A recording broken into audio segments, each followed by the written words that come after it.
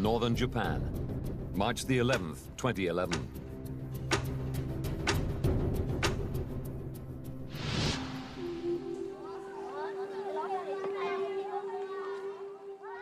Kindergarten teacher Eriko Horiyuchi is in class.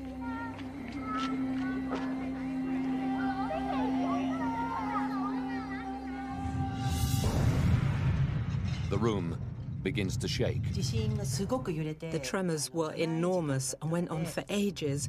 Stuff had been thrown all over the room. I really thought the building might cave in on me. She has to act quickly but calmly. I ducked under the desk along with the children and just monitored the situation. The earthquake continues for 5 minutes. It's felt 230 kilometers away in Tokyo. Eriko's actions ensure the children are safe. The kids had all done the disaster drills, and they did what the teachers told them to do, and so it all went to plan on the day.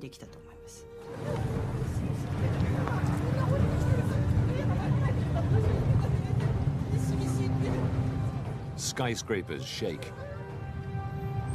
and buildings collapse.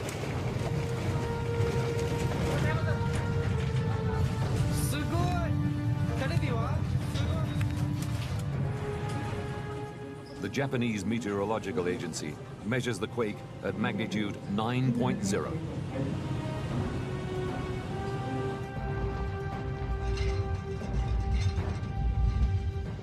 It's the most powerful earthquake ever recorded in Japan. Even though the epicenter is 130 kilometers out to sea, the first news pictures show widespread devastation throughout the north of the country.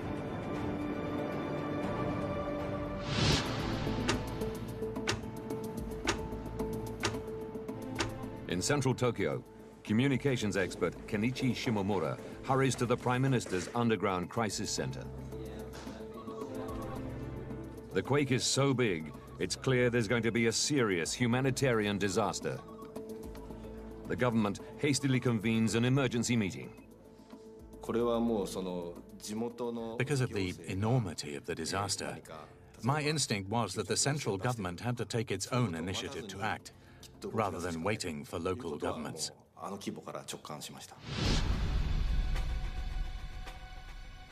5 of Japan's nuclear plants are in the disaster zone. Fukushima is the largest, providing enough energy to power every home in Tokyo.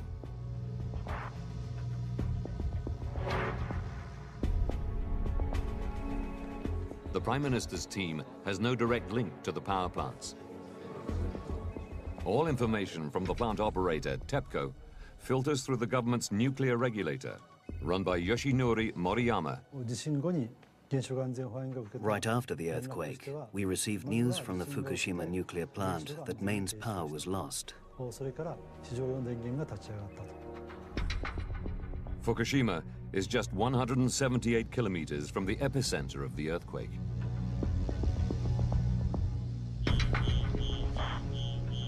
At the first sign of tremors, the plant goes into scram mode.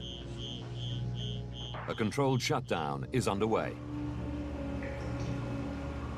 The power station appears to have suffered only minor damage. But the earthquake has destroyed key power lines which feed the plant.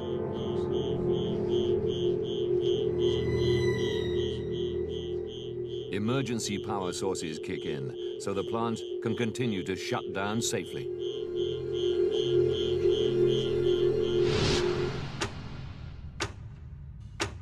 (2:55 p.m.) A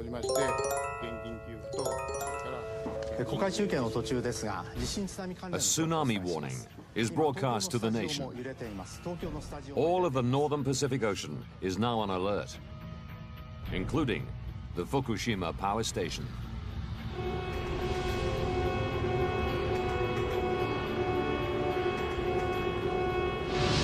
At teacher Eriko's school, all the pupils have survived the earthquake unscathed. Emergency plans call for everyone to evacuate.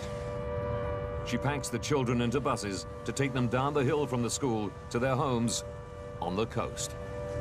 She has not heard the tsunami warning.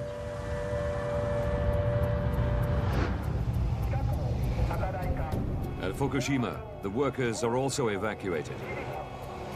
A core team, the Fukushima 50, remain behind to ride out the tsunami.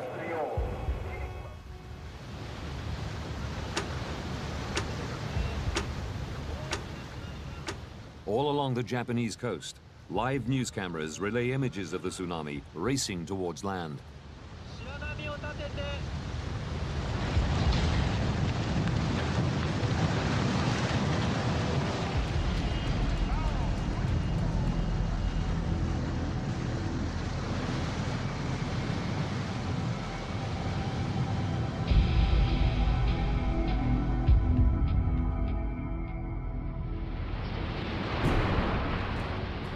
The Fukushima power station bears the full force of the tsunami. The site begins to flood.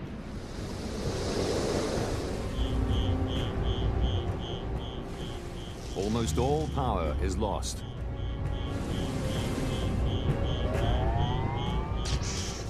Two workers assessing damage in the basements are killed instantly. Control rooms plunge into darkness. The Fukushima 50 can't monitor pressure or temperature. Worse, the cooling systems have failed. Teacher Eriko is worried. She may have sent the children to their deaths. The bus route was along the coastline, so I was worried sick that it might have been washed away by the tsunami.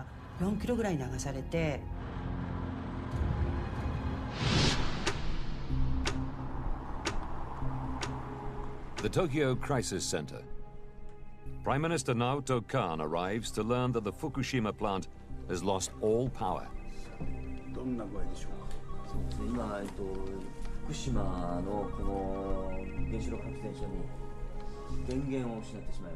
Nuclear experts are drafted in to brief the Prime Minister. Even those experts couldn't decide what should be done because this was totally beyond what they could have predicted.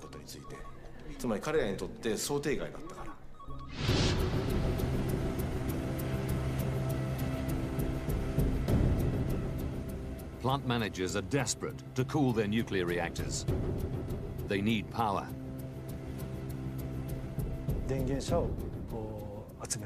We needed to deploy mobile generators. That was our last resort.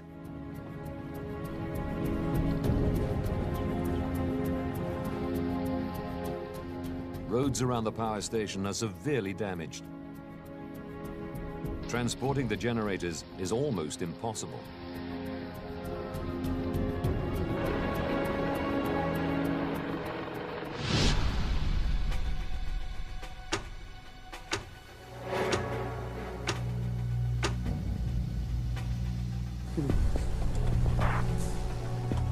In the damaged control room of reactor number 1, engineers are trying to find out what's happening inside the reactor. They resort to using battery packs and car batteries to power up instruments to take key readings.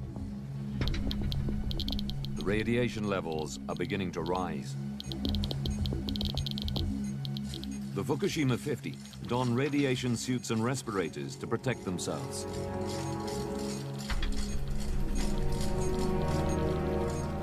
Their instruments reveal that pressure is rising inside the reactor. They must find a way to bring the pressure down.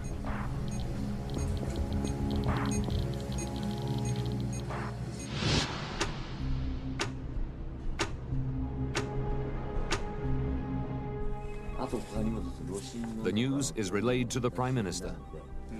He declares an official state of nuclear emergency. I heard the PM repeatedly say, almost to himself, this is really serious. Decisive action is needed, but there is very little information to work from. They have no real-time readings and no direct communications with managers at the power plant. Even so, scientific advisors believe they have a solution to avoid the buildup of pressure inside the reactors. Pressure inside the containment vessel must be kept low at all times. To release pressure, there's a valve. If you open it, pressure can be released outside. The Prime Minister's advisors recommend the valves are opened to release steam. At the plant, senior managers oppose the plan. They fear if steam is vented, radioactive materials could escape into the atmosphere. But under orders, the Fukushima 50 try to locate the safety valves. With only torches to guide them, finding the valves is no easy task. And handheld Geiger counters reveal radiation levels are rising. It might be because the reactor itself cracked during the earthquake.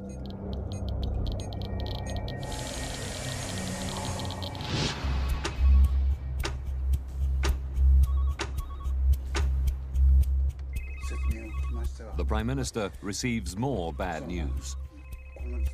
Mobile generators have made it to the plant, but that's not enough. The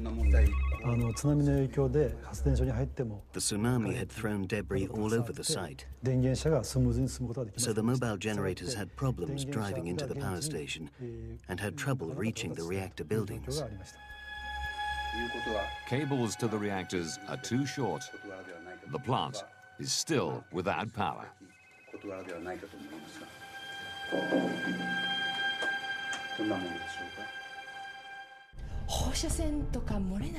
8 kilometers from the Fukushima plant, Eriko Horiyuchi and her husband are getting anxious.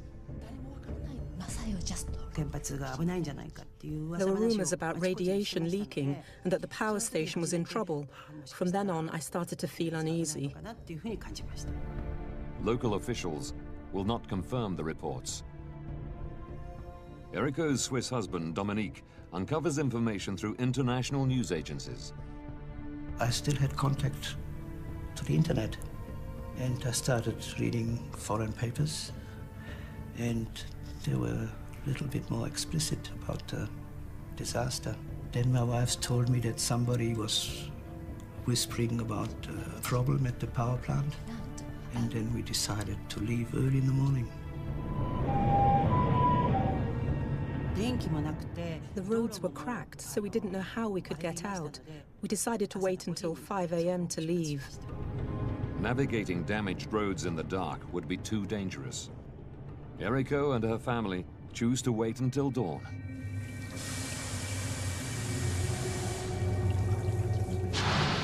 At the Fukushima plant, pressure inside reactor number 1 has now risen so high, the workers fear the reactor could explode.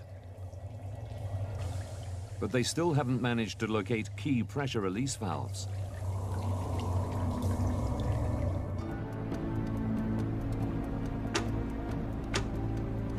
Saturday, March the 12th. At their home, 8 kilometers from the Fukushima nuclear plant, Eriko and her husband evacuate.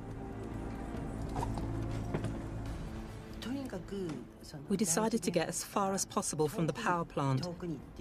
We left at 5 a.m. and at 6 a.m. there was a general announcement ordering people to evacuate. Just 1 hour after they leave, massive traffic jams block the roads. Tens of thousands of residents are heading for evacuation centers as fear of radiation spreads.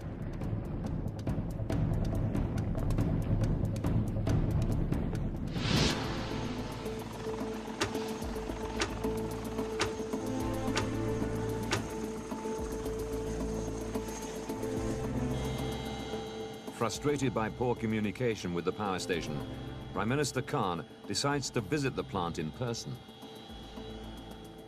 We flew for miles and miles, and the scenery was the same as far as the eye could see.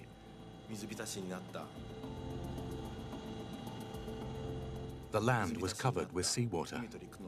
We couldn't tell where land ended and where the sea began.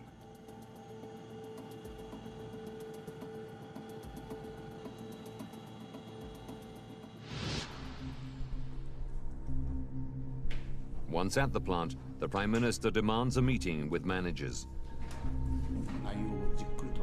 He wants to know why reactor pressure release valves have not been opened.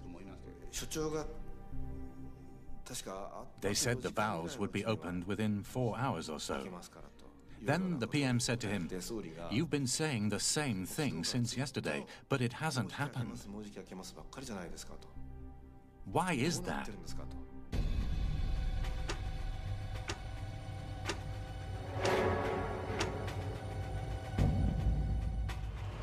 Finding the correct valves in the dark with soaring radiation levels is highly dangerous. One worker has already been taken to hospital, suffering from high exposure to radiation. And when they do find the valves, the loss of power makes them extremely hard to open. They are usually operated by heavy machinery running off mains power. The Fukushima 50 must try to do the job with car batteries and brute strength.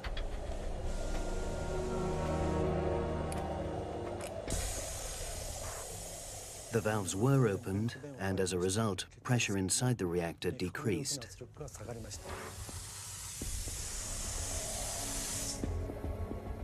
Plant managers now believe that reactor number 1 will be safe until they can connect mains power and begin cooling again. But radiation levels on the site are rising. Engineers hope it's because they've just released radioactive steam while opening the valves. But it may indicate that the 15-centimeter thick steel reactor is cracked, and that a core meltdown has caused fuel to escape from the reactor itself. The danger is far from over. 3:36 p.m. A massive aftershock rocks the plant. The power station reported that they felt a huge tremor. Almost immediately, the building which houses reactor number 1 explodes.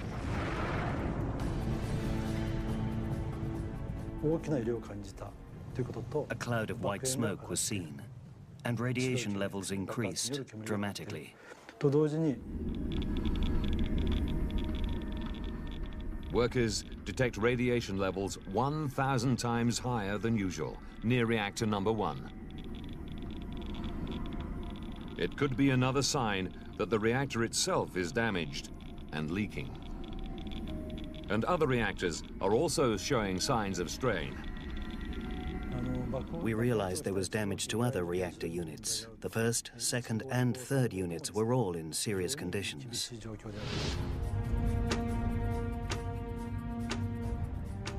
Two days later,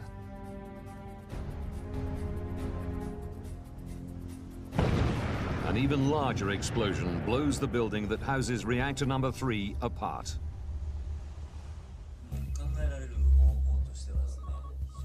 The explosion is exactly what the Prime Minister feared. I had a feeling of despair. The Prime Minister raised his voice at the experts and said, "You all assured me an explosion was not going to happen. Why did it happen?" He fears a catastrophic dispersal of radiation, a fear shared by the rest of the world as they follow events live on television. Within hours, radiation levels at the plant begin to climb even higher. The Fukushima 50 still have no control over the reactors.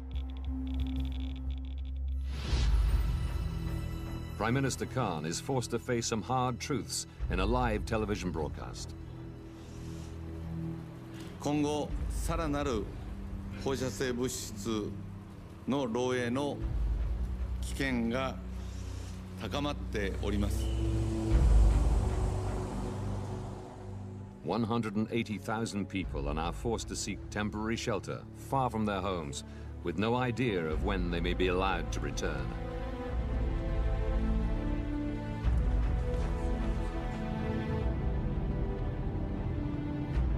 Eriko is now 80 kilometers from the power plant. But such is her fear, she wants to get even further away. We decided to go abroad, but there were no seats left on any flights. We thought we'd try and go as far as possible from Fukushima Airport, but there were no flights available anywhere.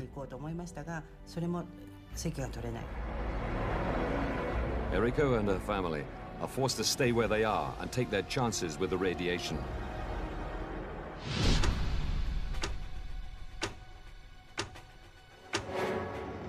And the very next day, another explosion causes a huge fire in reactor building 4. After the first explosion, we tried our best to avoid the other two. But unfortunately, we could do nothing to stop them. That is a fact.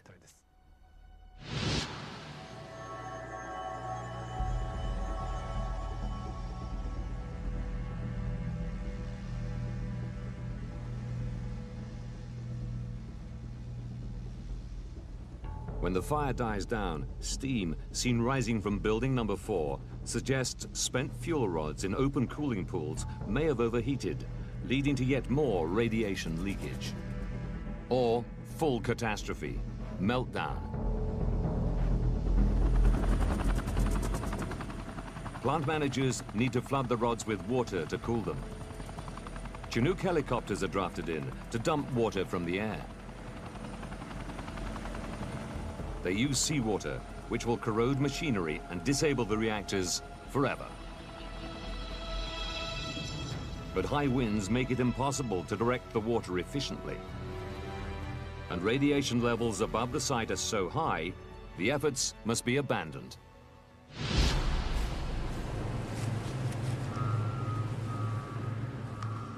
Only the fire department is capable of flooding the fuel rods with enough water to make a difference. Ichiro Suzu is diverted from tsunami relief duties to lead an elite team of firefighters.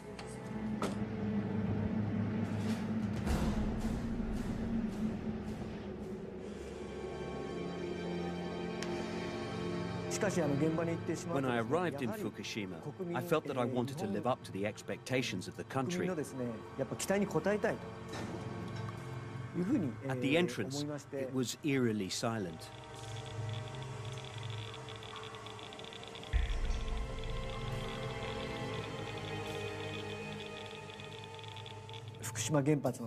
The inside of the Fukushima power plant really did resemble something from a monster movie. Suzu and his team brave the dangers and spend days spraying water onto the spent fuel pools on site. He wears 2 radiation suits to protect him from fallout. I was wearing these protective suits for 7 hours and it was excruciatingly hot. So hot that the sweat was dripping out of the filter in the breathing mask onto the ground. It was hell. I couldn't drink any water or go to the toilet. It was incredibly stressful. While Ichiro Suzu and his team struggle to maintain control at Fukushima, the water they spray onto the plant is washing radiation into the ocean.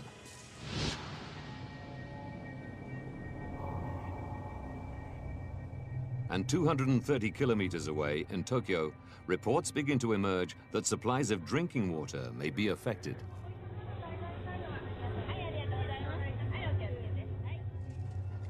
The Prime Minister must now consider increasing the evacuation zone to 250 kilometers. It would mean ordering 30 million people, including the whole of Tokyo, to abandon their homes. This would be an unprecedented decision, one that no government has made in modern history. It takes more than 2 weeks to restore power to the plant. But it's far too late to stop the disaster, and radiation continues to leak from the reactors. Japan and the world are desperate to know what is happening inside the plant. And what went so disastrously wrong at Fukushima?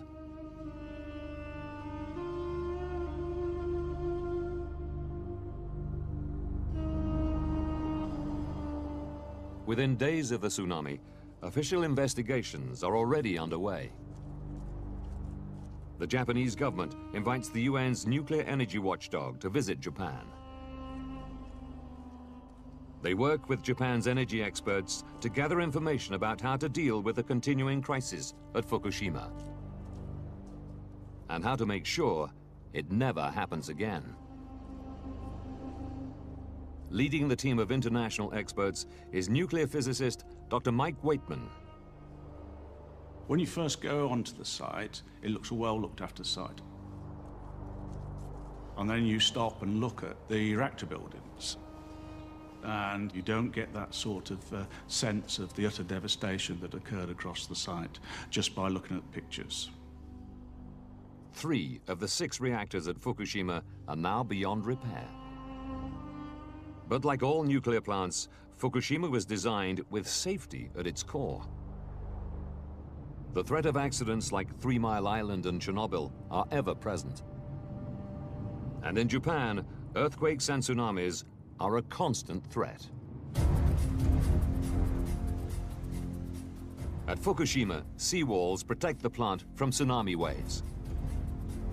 And reactors are dug deep into hard rock to protect them from earthquake damage.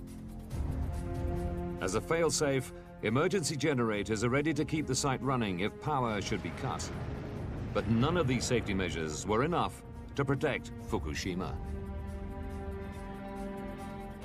Now, by rewinding the events of that day and digging deep into the investigations that followed, we can reveal how, with all their preparation for just this kind of incident, this disaster could have happened.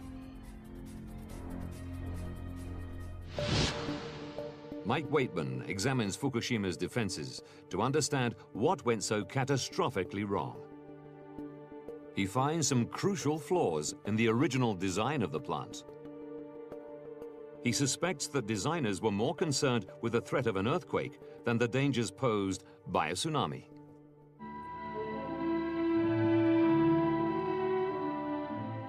When reactors 1 to 4 were laid out in the 1960s, engineers lowered the land on which the site was built by 25 meters. This allowed them to anchor reactor buildings into the bedrock beneath the plant.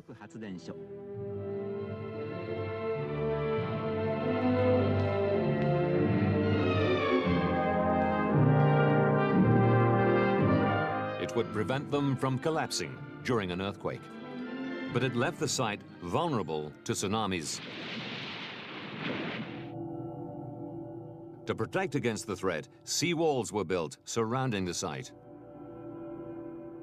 They would repel waves up to almost 6 meters high. But evidence shows the tsunami waves wash over these walls with ease. Given that the inundation from the tsunami, in this case, reached 14, 15 meters and spread right around the reactor buildings, right across the site, that was far below what was needed to protect against such a tsunami.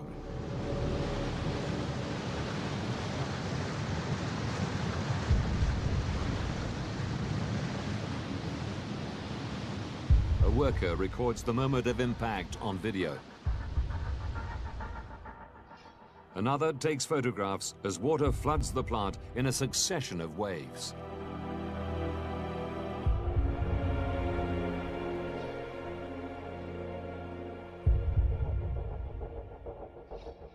The tsunami walls were too low.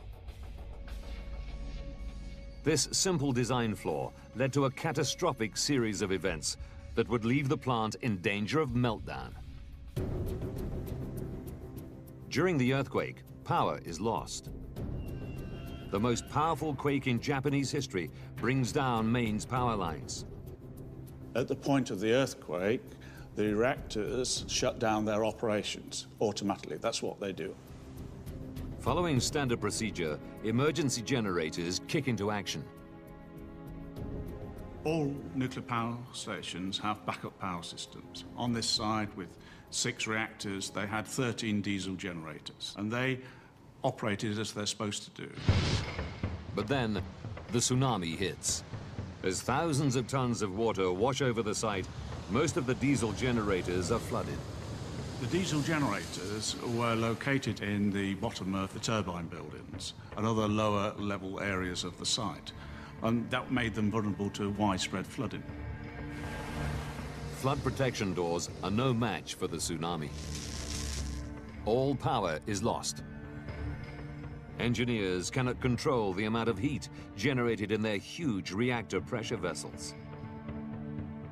First thing to notice is the reactor pressure vessel.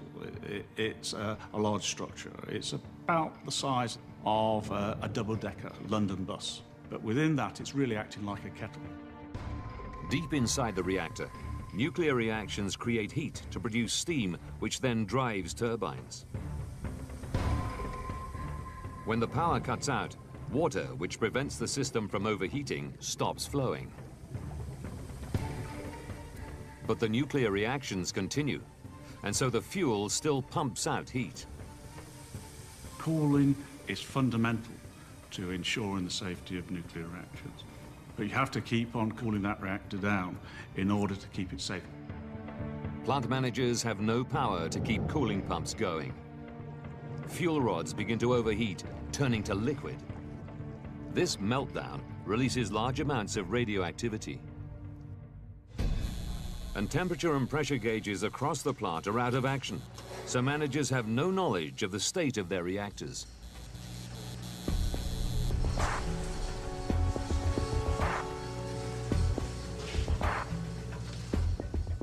They must improvise an emergency response. Even when we were there 10 weeks later, the number of cars that were just strewn around the site was quite enormous. What they were doing is they're trying to take car batteries and then using that to power up instruments to see whether they're getting readings from what was happening in the reactors.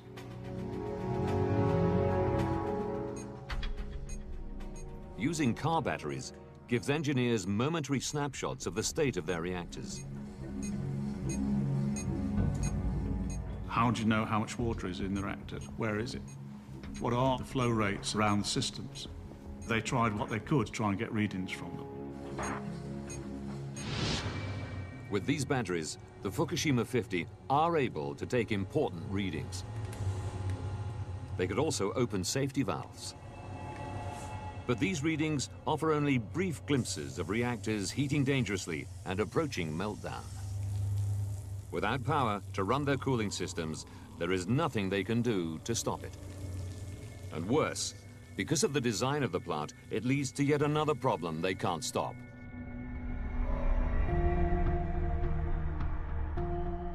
Waitman believes that the outdated design of the reactors themselves led directly to the 3 explosions on site.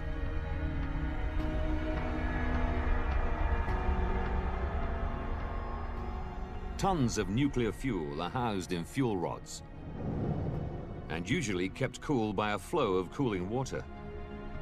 Coating the rods is a thin layer of a rare metal, zirconium, that protects the rods from excessive heat, yet allows the nuclear reactions to continue.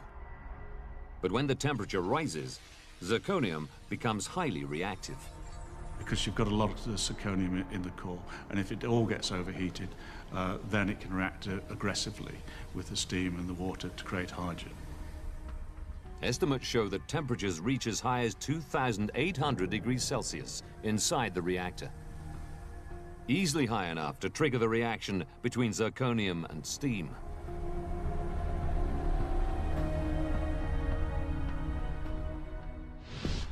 As highly flammable hydrogen builds up dangerously, managers vent it out into the concrete shell surrounding the reactor. Radioactive material from the fuel rods also escapes. From there, it's slowly vented outside through safety valves. But not all the hydrogen makes it into the open air. Large amounts escape into the higher reaches of the building. The Fukushima 50 cannot stop the gas from igniting. There would be broken equipment there. It only needs a small amount of energy to be able to spark it.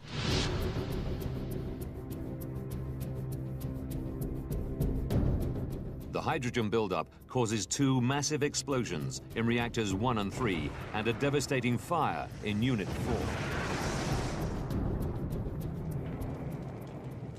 It causes shock waves around the world. Japan's nuclear crisis is now officially on the same level as the Chernobyl upgrade disaster. the severity of the nuclear instead to voices from abroad, to nuclear experts in Europe who think the Japanese may have lost control. Comparisons drawn to the Chernobyl nuclear explosion. Far more serious than they first told the rest of the world. Panic about the extent of radiation spreads as comparisons with Chernobyl bring back memories of radioactive fallout on a global scale.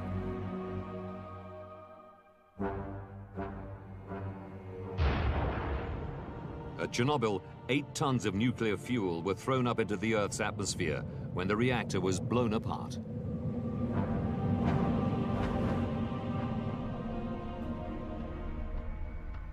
Mike Waitman reassesses the extent of radiation released at Fukushima to see how it compares to the Chernobyl incident. People have looked at the comparison between Fukushima Daiichi and Chernobyl. In fact, it was a tenth of the amount of radiation that was released, so it wouldn't have spread as far. Waitman knows Fukushima had the potential to be much worse, perhaps as bad as Chernobyl. If hydrogen had remained inside the reactors, pressure would have become so great that an explosion could have blown open not just the reactor containment buildings, but the reactors themselves. Reactor 3 contained 88 tons of both plutonium and uranium fuel, which could have been exposed and dispersed. Exactly what happened at Chernobyl in 1986.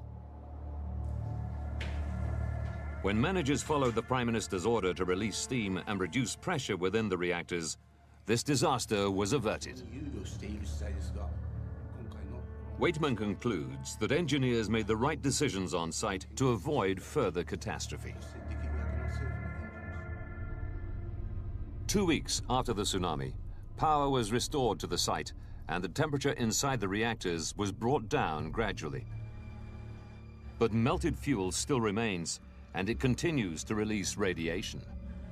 Only robots can get near the reactors now.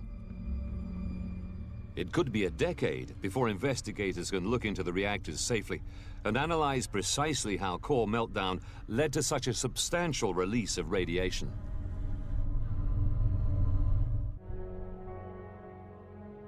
Knowing how the defenses failed and led to a catastrophic chain of consequences, Mike Waitman now examines whether the power company which runs the plant, TEPCO, could have done anything to avoid the disaster.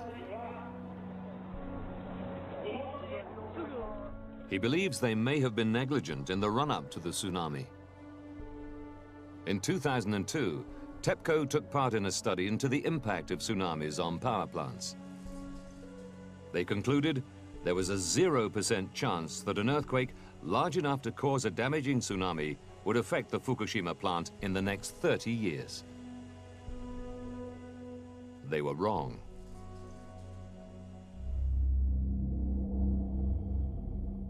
They didn't address tsunami hazards sufficiently well. You must not underestimate rare natural events, and you must take those into account in your design. TEPCO say they had taken appropriate safety measures, taking account of all known information. But they say the scale of the tsunami was beyond anything they could have foreseen, and that since the incident, they've done everything possible to stabilize their reactors.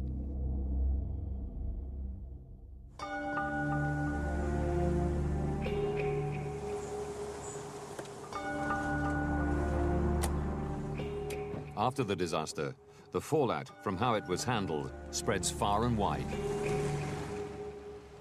Residents like Eriko believe they were told too little, too late about the potential dangers caused by the explosions. They blame both the power company TEPCO and the government. There was absolutely no information about radiation. The only information we were getting was about expanding the evacuation zone.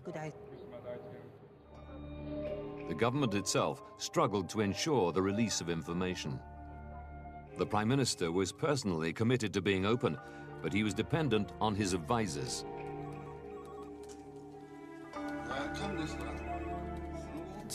Immediately after the incident, the PM asked the experts, "What do you think is going to happen to Fukushima next?"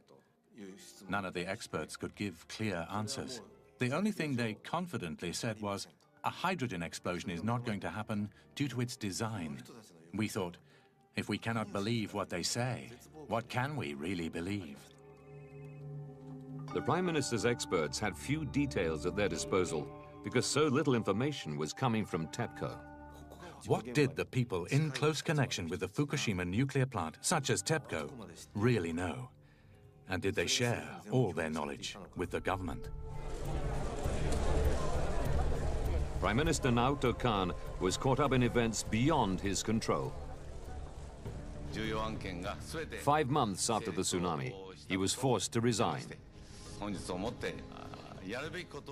with no end to the Fukushima disaster in sight.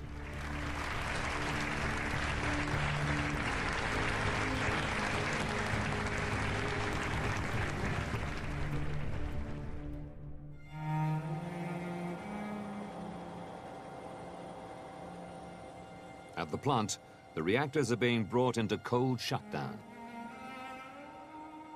But they continue to be dangerously radioactive. Clearly, the incident is still not under full control, and it may take some years before you get full access. Despite that, we know enough to move forward as a world community to learn lessons from Fukushima. Some nations have decided there is only one lesson to learn. In May 2011, 2 months after the disaster, Germany decided to halt its nuclear power program and focus its finances on research into renewable energy sources. Switzerland and Italy have followed suit. Japan relies on nuclear power for 30% of its energy use. With no power being generated at Fukushima, Tokyo is experiencing regular power shortages. The new Prime Minister is committed to continuing the country's nuclear program. At Fukushima, the workers who stayed to wrestle control of the plant and firemen like Ichiro Suzu, the true heroes of this event, have been given the all-clear from medics. But again, it may take some years before the full consequences are known. Teacher Eriko never made it further than the airport. She's now living in a flat with her family, some 80 kilometers from the plant.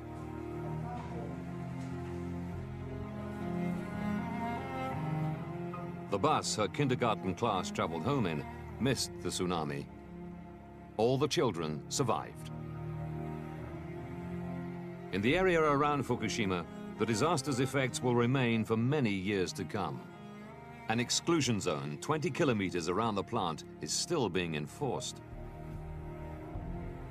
All farms are abandoned.